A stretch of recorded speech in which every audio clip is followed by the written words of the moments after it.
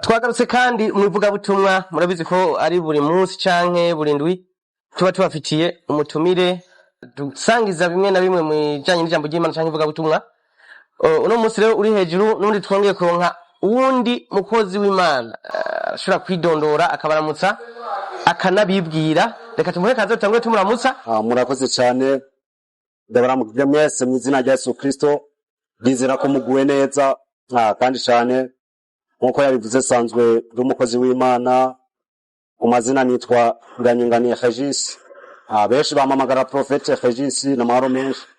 Sanzwe nkorera imirimo y'Imana mu ishengero rya Philadelphia One Gospel Church nyine mu gisagara ca Bujumbura, Deuxième Avenue. Yes, mwaraheza gito.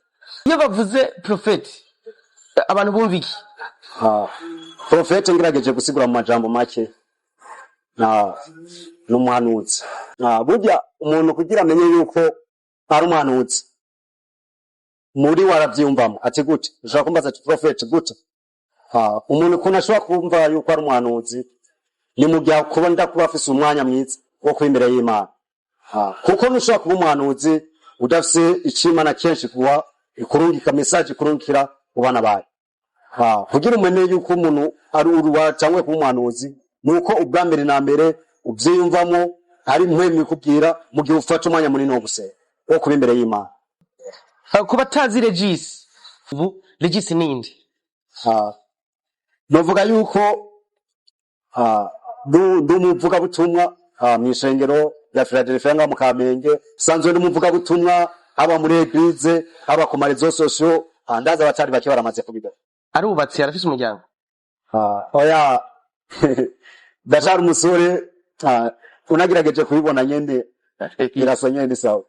Ni kimwe mu bintu bavuga ko bikunda kugora ugwaruka canke benshi baza mu murimo w'Imana kubera ko harakanira abantu bakunda kuvuga ko iyo Satani yabonye ko hagurutse nawe araguhagurukira. Mbega iyo watanguye kuba umurongozi, umuntu aje imbere y'abantu, umuntu yigisha, hari bigeragezo, hari ibindi bintu byinshi hora nabwo, mbega urashobora kubimanaginga nk'umusore yabaye Prophete kandi muri iyi si tubona yuno munsi inkumi zabaye zose ukuntu bakanura, ubwo nta bigeragezo ubyitwara ngo gute? Ibigeragezo ntivyobura cyane cyane muri bihe abakobwa bacu menga batera barenga ukundi ku mu majambo yumvikana bariko bagenda nk'iziki gihe. Rero nk'abasore cyangwa abajene bari mu gikorwa c'Imana umuhamagaro, ni vyiza yuko bafata umwanya munini wo gusenga, kuko ibi byose kubw'iwacu nacu twokora dushobozwa byose n'ugira iki n'uduha inkomezi. Pempot ibibazo byoza, pempot nyene ibigeragezo byoza mu bujene turimwo, nyene mu busore bwacu turimo. Sinovuga yuko bicoza ahubwo biraza kandi byinshi, ariko ikintu ca mbere cyangwa umuco wa mbere, ikintu gishobora gutsinda gukwegera imbere y'Imana. Uko kesho mbonye ikibazo kanaka cyangwa iyo mbonye ikibazo kanaka nta muntu nirukira kubibwira, ahubwo negera Imana yanjye. Uravyigora kwino misi nk'umuprofete ubona ejo habantu bariko bararuka kino gihe kazoza kijambo ry'Imana kameze gute, kazoza kimwemu ubona kameze gute muri iyi generation kirazo? Iyi generation kirazo ubu novuga yuko mu gihe badahindutse cyangwa ngo twegere Imana, ahubwo abasengano basaba nyene tugakomeza gusenga cyane, kuko gwaruka gubu no rugwaruka rukunda ibintu byo kuryoherwa, ibintu byo kwigira mu bintu by'ibinazi. Ubundi ejo bunde namwe ndigisha kubajene cyane nk'umuprofete w'umujene, abajene ndabakunda cyane kuko nanje niyo generation ndimo. Yari ejo bundi namwe ndigisha abajene ati umujene ugasanga iyumvire umujene muco yiga mu mwaka wa gatatu gushika mu mwaka wa 13 ugasanga afise umushira. Frema abajene mumbwire none kuva mu mwaka wa gatatu kugera mu 13 buse vision iya ume uri kurabiraba umenga biremerewe, ariko nagamvuge rino cyane nk'ugwaruka cyangwa abajene turakwiye kwitwara nk'abantu bamenye Imana. Pempot ibintu byose twokora twifatanye n'ijambo ry'Imana, kuko twe twari mu bwacu bw'etablis ubwami bw'Imana, twese kugacwa mamaza ubwami bwa ku ijambo ry'Imana irambwira ngo nimugende mu mahanga yose mwabwira ubutumwa bwiza. Hari benshi bateguye guhinduka, hari benshi bateguye kwakira umwami Yesu, zero na comportement ndiko nderekana. Gusa abajene bubu bafise comportement novuga yuko atari nziza. Shimeke kwico nk'abajene gire ko ndabantu bani sawa turakwiye yuko twinjira muri ivyo bintu vy'urukundo cyangwa copinage, yuko dufise vision yo kubaka. Nta muntu arekuriwe gukunda, nta muntu arekuriwe kuja mu rukundo adafise vision yo kubaka, adafise vision yo gutegura urugo rwiwe.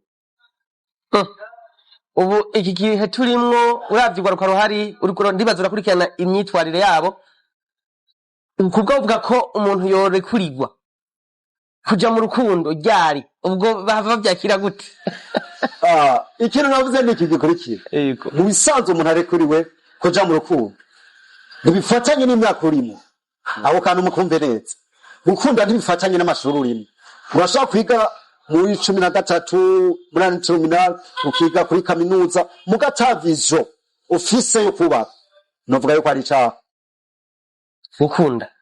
Izo ni icaha kuvuga yuko ukunda atavizo ufise, kuko mico gihe ukunze bicagiye ukora ivyo wiyumviriye, bicagiye usanga uri kutakaza ubwiza bw'Imana. Rero nk'abajene umuntu arekure gukunda n'umuntu afise vizo yo kubaka, afise intumbero yo gushinga ubwiga. Twavuga ko Prophet Regis tagira relation ta rukundo ajamwo kugira nk'ubunya nta kumbura acara umusore, mugabo dufate ko atamukunze bo kubera atavyo vyo kubaka myimisi numva kuja mu rukundo vyo ari kibazo.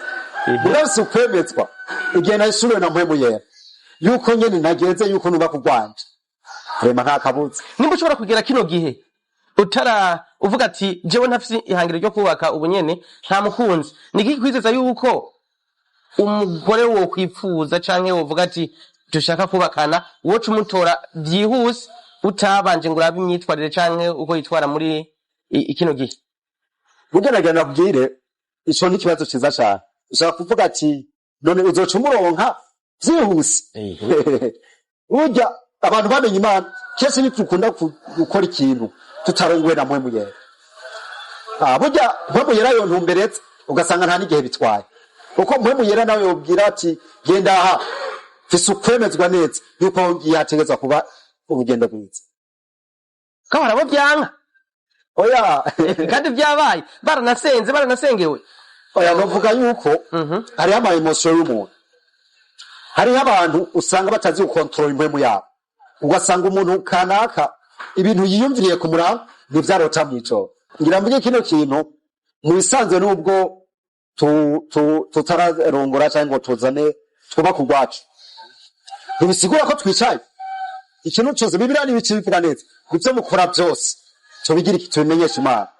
Rero mwiki gihe ntariko ndabona uburyo cankwe iki byo kuba kugwanje umugore wanje nzotwara ari misengesho, si kuvuga yuko nzoca ndamutora ku munsi wa mariage, ahubwo mariage nzoja kugera jewe n'amahawe imyaka, kuko fise ukwemezwa ko namuhawe, kuko sinzogira ntazanye umugore canke ntazanye uwo twubakana. Ahubwo iki gihe ndimwo n'ubujene bwanje ndimwo, mu gihe mbona yuko ntaragera kuri etape yo kuzana umufasha ndiko ndabisengera, kandi si ukwemezwa yuko igihe nicagira bizogenda neza. Rero umujene kanaka cangwe ugwaruka nitwihutire yuko duca tujana hariya ibihe byose sengera urugo rwawe. Hera umwanya turiko turavugana, hera umwanya ubonye ino video utanga urusengere urugo rwawe, utanga urusengere urugo rwawe, hama bizogenda neza. Umuvuga butumwa cyangwa umuvugishwa yuko kwitwara gute? Umuvugishwa cyangwa umuvuga butumwa giramvuge rino jambo, wamaze kumenya ko umuhamagaro wawe uvuga butumwa cyangwa ari wa prophetic, ijambo ryose usohora risohokana ubushobozi. Ijambo ryose usohora risohokana ubushobozi. Undi ashaka kuvuga ati Kristo Yesu awugirire neza, wowe ndabibwiye icyo ukora ni ukubyizera gusa. Igihe ubyizeye, kuko n'ijambo ry'Imana muri Matayo 20:20 ati ntimundi umuhamagaro wanje ubundi nakuye mu ishengero ry'abagenzi Eglise des Amis, nari umubatere.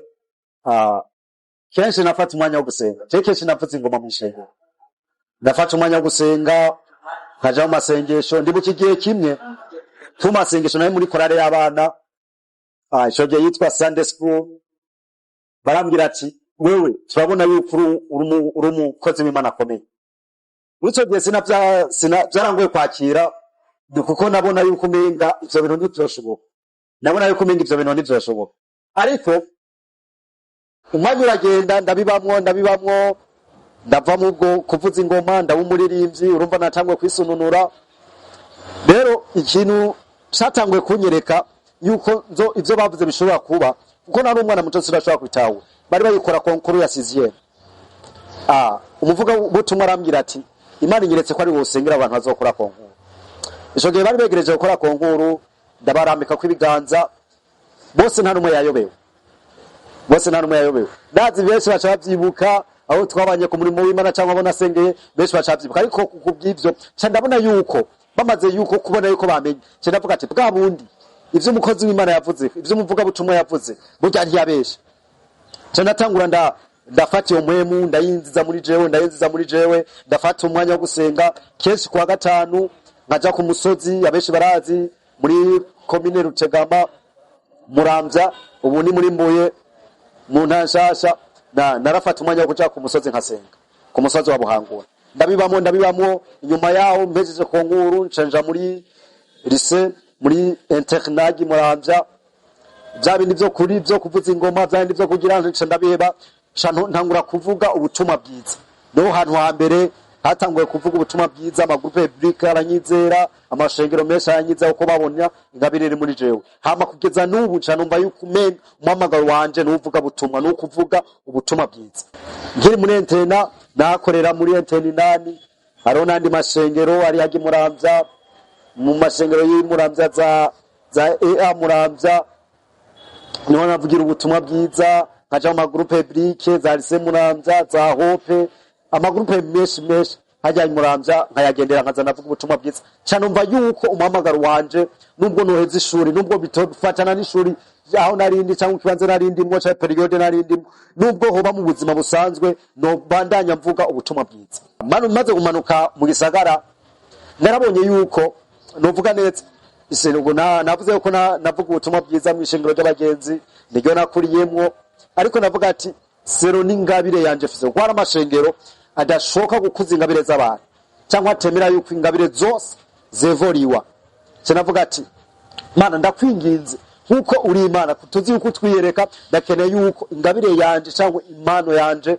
wasize muri jo kwetablisa ubwami bw'Imana yuko ituhagara ngo nuko mvuye ku ishure ngo nuko mvuye muri internat nuko mvuye Muramvya ndagomba nyiyereke ni Imana yacindungika mu ishengero rya Philadelphia nga mukamenge kuri 12e avenue no bariho ndiko ndakorera umurimo w'Imana nubuye butumwa ushobora kugenda bariko baradukurikirana bidashobotse gukeneye bo gutorera he nubuye butumwa wo bagenera muri rusange nk'umuprofeti je nobwira abantu bankurikirana cyari bariko barakurikirana ino video sekindi turakwiye nk'abantu bobo abantu twaremwe ku isi yuko dushobora kuboneka nk'abana bamenye Imana byonezera cyangwa nawe byo kunezera mu gihe urangije ukabona ku munsi w'imperuka uri mu bwami bw'Imana nibaza ko byaba byiza cyane uko cyo duharanira sukuronka amafaranga sukuronka iki kuko byose turazi ko twabihawe muri Kristo Yesu bijya byose turondera turazi ko biriyo rero nk'abana bayo ahubwo turakwiye